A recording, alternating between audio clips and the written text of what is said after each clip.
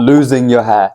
It's a real kick in the Okay guys, in this video I am going to cover every possible way you could treat male pattern baldness. So if your follicles are thinning and you do not want them to do that, then strap in tight, pick up the popcorn, and let me save you months of research and being misled by bullshit in a video that I hope is not going to be too long. But trust me, if you want to keep your hair, it's worth it. Now, why should you listen to a guy with a head full of hair? Because this was my hair a year ago. Oh, hell no. It was cooked, and I might be bald by now had I not done something about it. Now, arguably the most important thing that you need to know, don't leave it too late. Don't leave it too late, guys. The sooner you start hair loss treatment, the more you save. Trust me, it's just the way it works, and it is a hell of a lot easier to prevent hair loss than chase regaining it. So, when you see the first signs of hair loss, yes, the first, not the first 5 years of, maybe my hair's thinning. Is my hair thinning? I don't know, maybe it is. Maybe it's not. No, this is when we need to act, boys. Now, your family and friends love you guys. They don't want to upset you.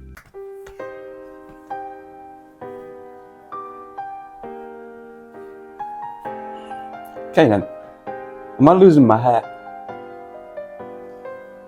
Nah, mate, you sound. Okay, good. They'll probably tell you that you look fine. But if you're seeing hair loss yourself, you're not fine.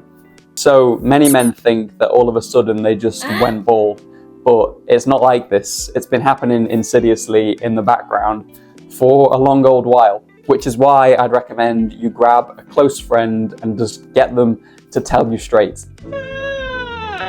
I always had really thick, healthy hair growing up, and I really used to like switching it up every few months, trying a new hairstyle. So when I saw the first signs of male pattern baldness, I was in denial initially, and this is natural. Oh man, am I losing my hair? Is my hairline going? Is my hairline going to McDonald's? Nah, it's always been that way. I'm good. But I remember I was on a trip in France and I was out for dinner with some friends in the evening, and one of the friends was my running coach, who is a lot older than the rest of us, and he lost his hair a long time ago. Now, I'd been going back and forth with myself, umming and ahhing, like, am I losing my hair? It's looking a little bit thinner lately, but I'm probably just imagining it. And my friend, that coach, is a pretty tongue-in-cheek guy. He'll say things in a really funny, playful way. And he was basically teasing us on who was going to go bald. So we're all laughing, and he goes, Gilbanks is already thinning. This was my sign. And so back at the apartment that we were staying at, I remember going to the bathroom, looking in the mirror, and there was this really bright light, and it sort of illuminated everything that was going on there. And I saw this, and I thought, Holy shamoly! Now my hair was so much thinner, and just tons of it at this time was falling out in the shower. So I knew I had to do something about it because I just wasn't ready to go bald at 23 years old. So what the heck do you even do in this situation? Like, surely balding is just genetic. You get a visit from the Norwood Reaper and it's just game over, buddy. Yes, but there are ways to stay 2 steps ahead of him before he steals your salad up top. So to understand these treatments, I'm gonna have to run you through a little bit of science just to make it all make sense. The balding gene is like a crappy sweater that your auntie bought for you one Christmas, but you can't get rid of it because your family gave it to you. And those of us that have this gene have hair follicles that are sensitive to androgens. Androgens are male sex hormones. One particular androgen called DHT is like our kryptonite. DHT is an abbreviation for dihydrotestosterone, as it is a byproduct of testosterone. DHT is basically what turns you from a child into a man during puberty. And it gives you things like body hair, facial hair, turns your cocktail sausage into a bratwurst, etc, etc. So initially DHT is a good guy. I mean, he gives you a bigger willy, like what a great guy. Until suddenly, he turns into that bear from Toy Story 3 who's like friends with everybody initially, but then he just betrays them out of nowhere, which is basically what DHT does, because instead of giving you hair, he suddenly decides to take it away. This happens gradually over time as DHT basically shrinks your hair follicles, and every time it grows and then sheds, it comes back a little bit thinner each time until there's basically no hair left to thin. Other androgens do play a role in hair loss, but DHT is the big hitter, and he's the little rascal that we're going after. The treatments. It's all well and good knowing how you're going to go bald, but it would be nicer to know how to stop it. So, the natural thing to do when you get a health or cosmetic problem is to look for a natural solution. And this is what most people, including myself, start with. Rosemary oil, scalp massages, biotin. No. I really wish it was this simple, guys. But, like most things in life that are worth having, we're going to have to put in a bit more hard work. And using the natural route just isn't going to cut it. It's like going to a gunfight with a spanner.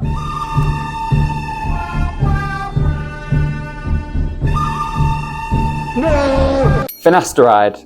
This is a DHT blocker. You need one of these. Unfortunately, medication is necessary in this journey. In order to halt hair loss, we need to lower the amount of DHT in our balding-prone scalps. And finasteride is a type of drug called a 5-alpha reductase inhibitor. 5-alpha reductase is the enzyme that converts testosterone into DHT. So you can think of finasteride as the hitman that you're recruiting to take out the middleman in this shady deal of stealing your hair. And I knew I had to take it, but there's a dark cloud that follows finasteride on social media and across online forums. Side effects. The best analogy of the side effects is my cactus at the moment. Yes, erectile dysfunction, among other things like gynecomastia. So when I was doing my research, upon reading this, I didn't really want to take it. I'll be honest, I was really scared to, because you see all this information and don't want my to not work. So initially I did the typical man thing. I decided that I, Tom Gilbanks, was going to be the divine exception to this rule. I was going to prevail. I did not need medication. I was going to use positive things. Nope, not happening, buddy. We are all in the same boat. Take the pill. No, but in all honesty, I did extensive research, and these side effects do exist, but there's a 98% chance that you're not going to suffer them. People might get some mild side effects, but the chance that you're going to get severe side effects is really, really rare. But if you are one of the people that it affects really badly, there is always going to be a way to fix your endocrine system and get your body back to where it should normally be. Now, the big question, does my willy still work? Yes, it's all good, thankfully. I was one of the majority of people who don't get any side effects. Also, with erectile dysfunction, there is a massive psychological component to it. So if you go into treatment thinking, I'm going to get it, you probably got a much higher chance of it happening to you. So finasteride stabilizes your hair loss, but what about regrowth? Minoxidil. This is a medication that you apply to your scalp, and it prolongs the growing phase of your hair so that you basically have more hair on your head. But it is a commitment, and you have to use it every day for the rest of your life if you want to keep the hairs that you've grown with it. You use both of these daily, and you've got a good hand of cards to play against the balding curse. But what if you want to take it to the next level? Better knowing, some people don't respond very well to Minoxidil, This is because some people don't have very much sulfotransferase activity on their scalp. Tretinoin can help this and make minoxidil become more effective. Azelaic acid, this can also help minoxidil, and it's a mild DHT blocker. Ketoconazole shampoo, this is actually an anti-dandruff shampoo, but it's also quite good at reducing DHT in the scalp, whether or not you have a flaky one. Also, make sure you have a good conditioner because it can make your hair quite dry. But this is a really good one because it's literally just a shampoo and you may as well add it into your routine. Make sure you get the 2% variation. And yeah, I use all of these things alongside the main treatment of Finasteride and Minoxidil myself. One thing that I do want to just quickly cover is both Finasteride and Minoxidil do come with a shedding phase, which is basically out with the old hairs and in with the new hairs. It's a bit annoying, but it's worth it. Personally, I got quite a big shedding phase and it sucked. I kind of looked like Stewie Griffin for a while. And a lot of people get in contact with me and say, I don't want to go through the shedding phase. But the thing that I always say, and the thing that I thought when I was considering starting any of these treatments, is if you don't use the treatment, you're still going to shed. But the difference is that one day the hair isn't going to come back. Then who is going to be a silly goose? Huh? It's you. You'll be the silly goose. Now, these treatments will probably do the trick for 90% of men, and it has for me so far. And by the way, guys, I am really, really grateful that I do have my hair now, and I never take it for granted because I really like my hair, and that's okay. But what if you're still losing hair after several years of treatment? Okay, we are gonna have to go nuclear. Dutasteride. This is like Finasteride's big bro. Finasteride blocks only type 2 5-alpha reductase, whereas dutasteride blocks both type 1 and type 2 5-alpha reductase. It's gonna wipe out your DHT levels to that of probably a teenage girl, but it is actually safe to do this still. And in South Korea, where most of the best hair loss research comes from, dutasteride is actually more prescribed than finasteride. But it will still take your natural hormones and change them. So it's not just a take the pill and boom, done type of deal. You are literally starting a medication for life. So think about it, do your research. Yeah, make sure it's right for you basically. And honestly, it is something that I've considered adding into my routine. Next up, oral minoxidil. This is probably going to work a little bit better than topical minoxidil, but it has higher side effect risks. And there's also a risk that it could grow more hair, not just on your head, but all over your body. So you could end up looking like a Yeti, which I guess could be a good thing or a bad thing, maybe depending on your physique. Lastly, topical anti-androgens. These are basically magic potions that you rub onto your scalp and they compete with DHT to attach to the androgen receptor. Imagine a 100-meter race where the winner gets to decide whether the hair is going to stay or go. That's a topical anti-androgen, in a really weird way of describing it. There's a few different options for these, but the most common one is RU58841.